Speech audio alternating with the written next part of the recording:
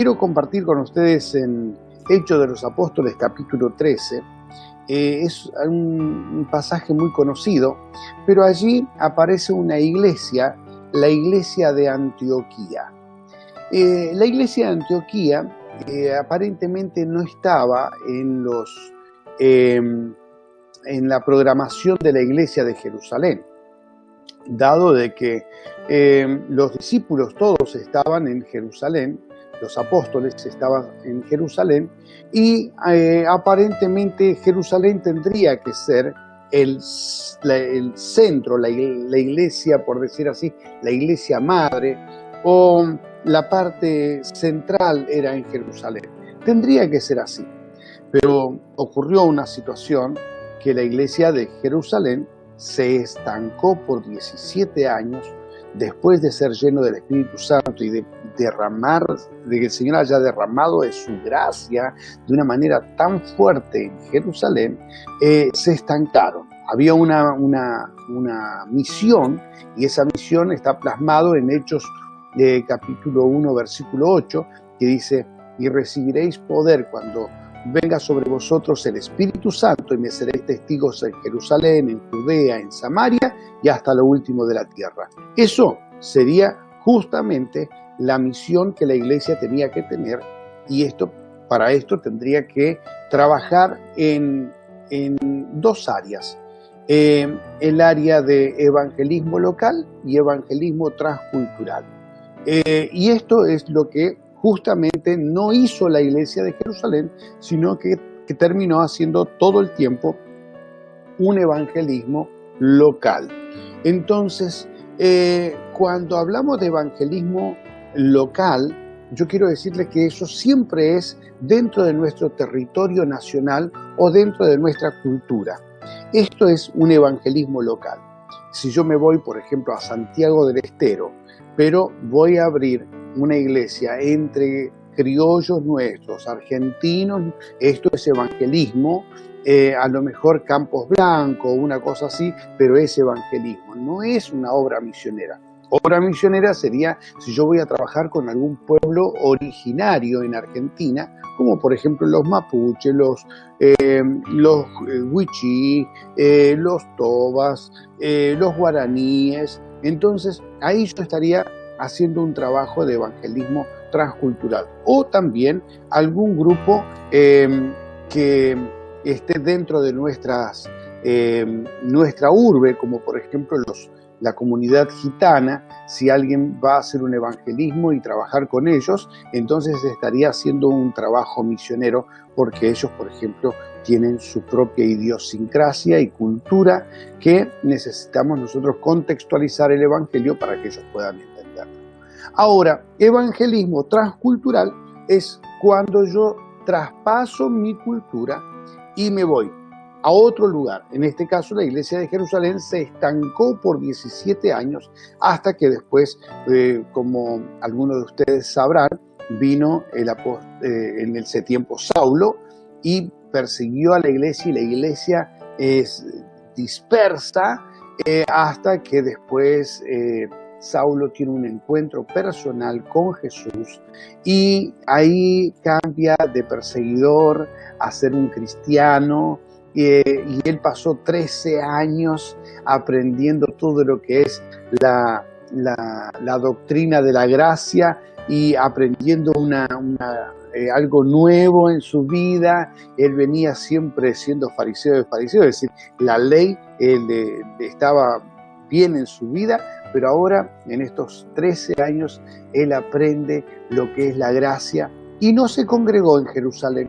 Él estuvo viajando por algunos otros lugares, entre ellos también estuvo en Egipto, era escuela de la gracia, ¿cierto? Y se instala en Antioquía. En Antioquía, vamos a mirar en capítulo 13 de Antioquía, dice así: había entonces en la iglesia que estaba en Antioquía profetas y maestros.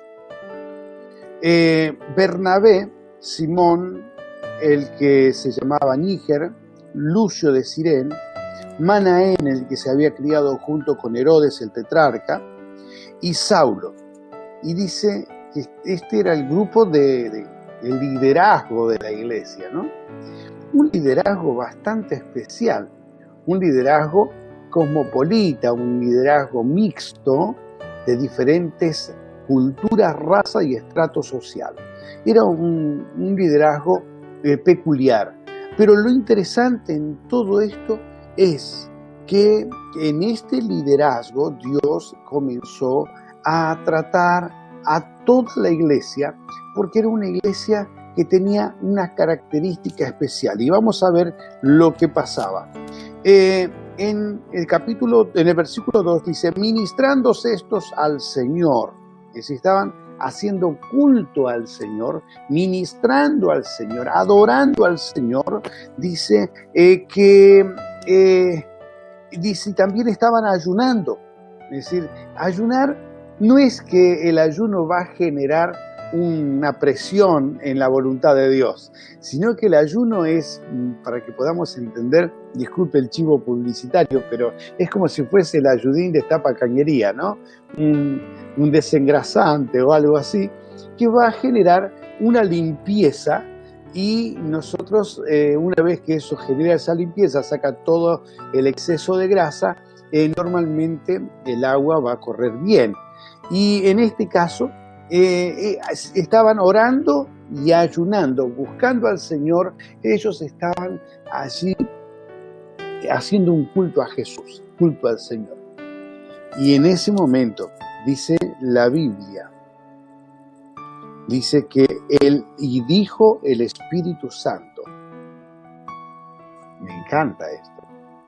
Quiere decir que ellos estaban siendo oidores de la voz del Espíritu Santo. Dice la palabra del Señor. Dijo el Espíritu Santo, apartadme a Bernabé y a Saulo para la obra que los he llamado. Y a mí me impacta esta palabra, apartadme, apartalo para mí. El Espíritu Santo, cuando encuentra hombres y mujeres con corazones dispuestos a salir, capacitados en la escuela del Espíritu Santo, capacitados en la escuela de la humillación, de la búsqueda profunda, porque Pablo pasó por la escuela de la humillación, él pasó por la escuela de la búsqueda profunda, y en ese tiempo de la escuela de humillación, él aprendió que tenía que obedecer a un jefe, y ese jefe era el Espíritu Santo, y dijo, apartadme, apártenlo para mí. ¿A quién? A Bernabé y a Saulo, para la obra que los he llamado. Bernabé y Saulo fueron apartados por el Espíritu Santo, fueron elegidos por el Espíritu Santo para realizar una obra del Espíritu Santo. Entiendan esto. Fueron llamados por el Espíritu Santo para realizar una obra que el Espíritu Santo quería hacer. ¿Y cuál es la función del Espíritu Santo? La función del Espíritu Santo es convencer al hombre de pecado, de juicio y de justicia. ¿Sí?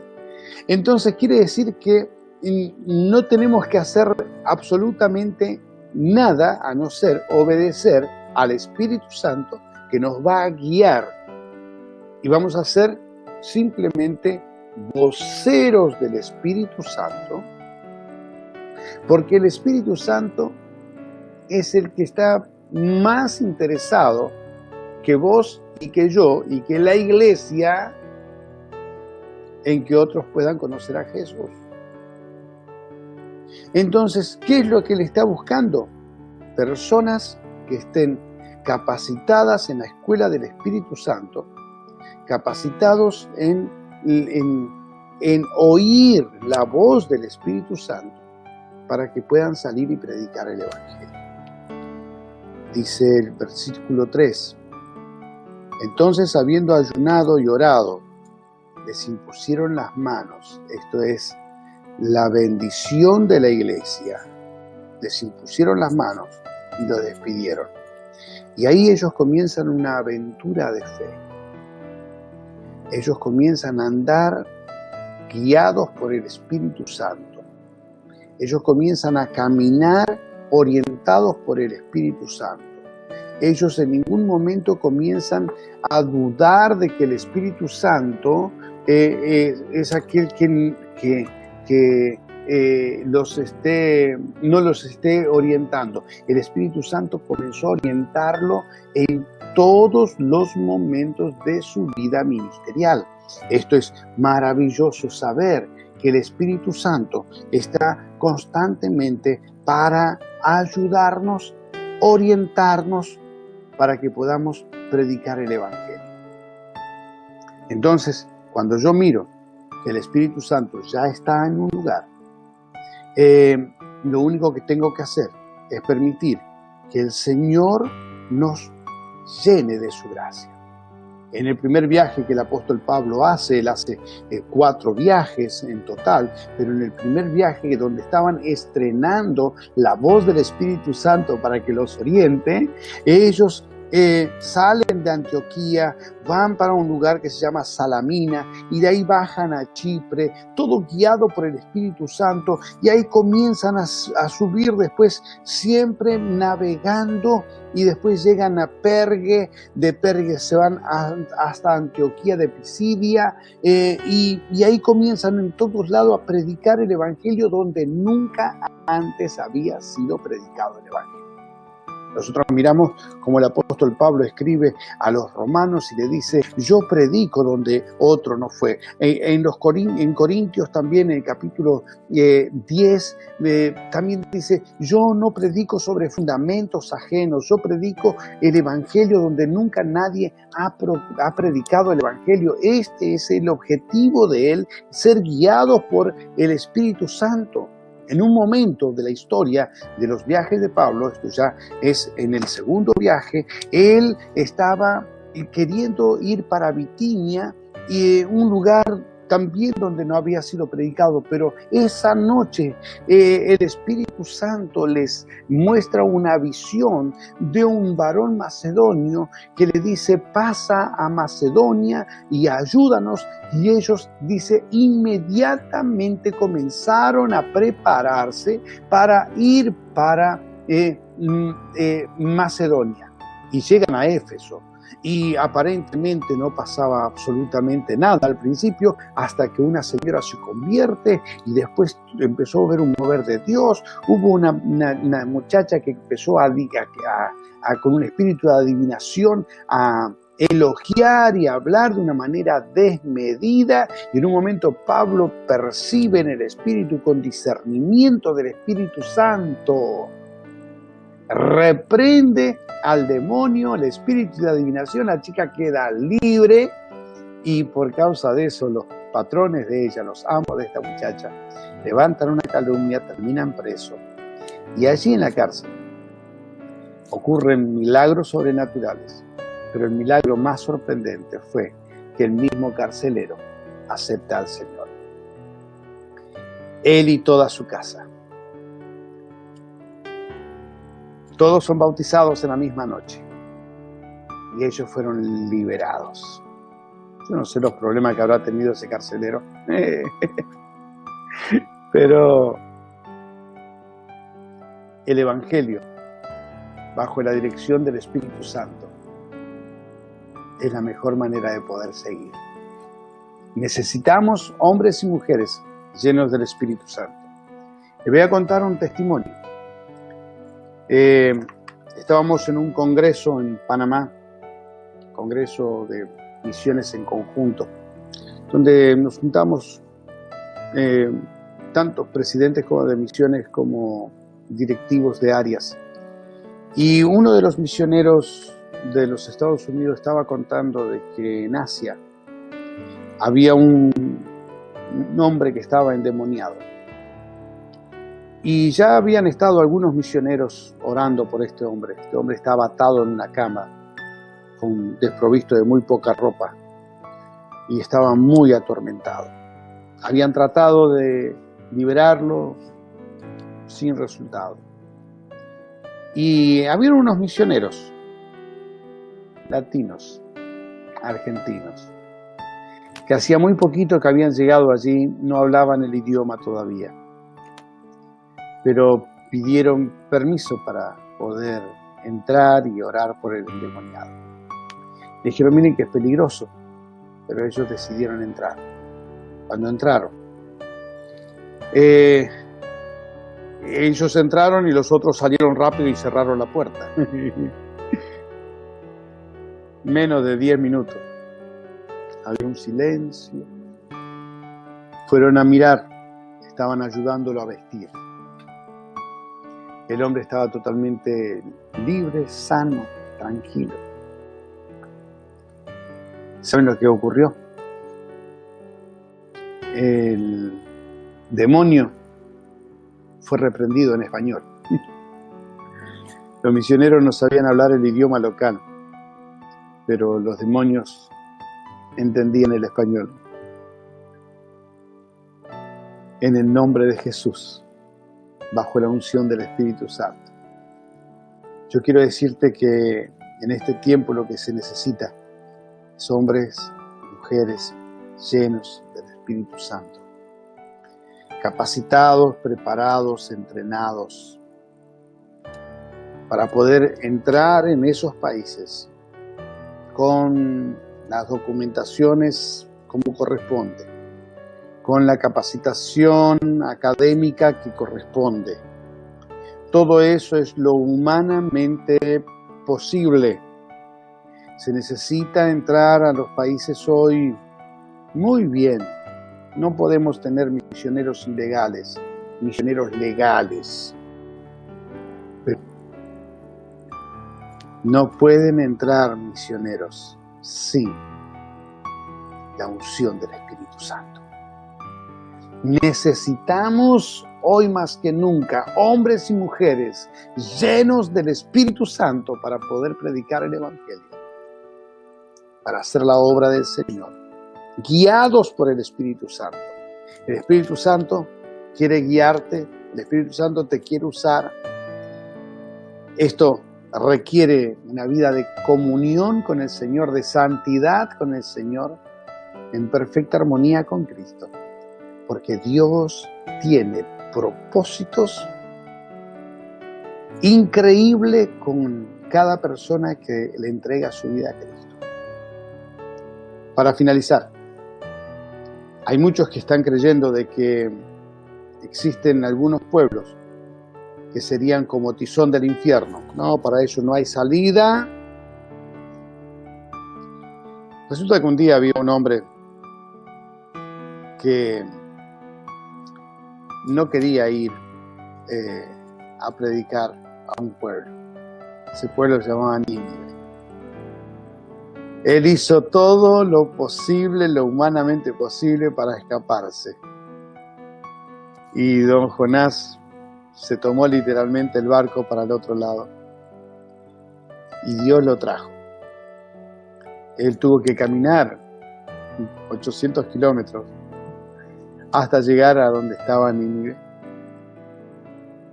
Y predicó. El resultado fue fenomenal para Dios. Él se agarró una chinche terrible. Pero 120.000 personas se humillaron delante de Dios, del rey hasta el animal. Se humillaron, ayunaron y Dios les perdonó. ¿Qué quiero decir con esto? Es que existen muchas personas que nosotros consideramos un caso perdido. Pero estas personas son muy estimadas delante de Dios. Y Dios, por más que vos pienses que es un caso perdido, para Dios es un caso ganado. Porque Él ya lo ganó en la cruz del Calvario. Oí al Espíritu Santo que te habla. Escuchalo al Espíritu Santo que te dice, andá y predicá. Prepárate y comenzá a salir a hacer viajes a corto plazo hasta que después te establezcas en un lugar. Oí al Espíritu Santo.